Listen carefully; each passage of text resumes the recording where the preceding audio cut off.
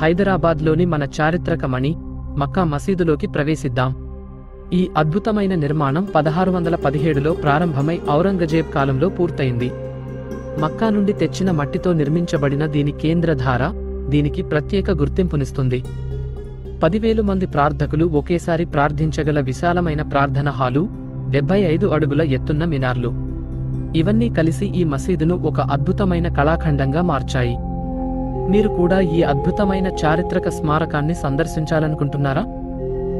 మక్కా మసీదు కేవలం ఒక ప్రార్థనా స్థలం మాత్రమే కాదు, ఇది హైదరాబాద్ చరిత్ర మరియు సంస్కృతికి ఒక సాక్షి. ఇక్కడ ప్రతి ఇంటి గోడ కూడా కథలు చెబుతుంది. ఈ చారిత్రక రత్నాన్ని సందర్శించడం మిమ్మల్ని మంత్రముగ్ధులను చేస్తుంది. కానీ మక్కా మసీదు కేవలం ప్రార్థన స్థలం మాత్రమే కాదు, ఇది చరిత్రకు సాక్షి. నిజాంల కాలంలో ఇది ముఖ్యమైన రాజకీయ మరియు సాంఘిక సమావేశాలకు నేపథ్యంగా ఉండేది. నేడు ఇది ముస్లిం సమాజానికి కేంద్ర బిందువుగా మరియు హైదరాబాద్ను అన్వేషించే ప్రతి ఒక్కరికి తప్పనిసరిగా సందర్శించవలసిన ప్రదేశంగా ఉంది.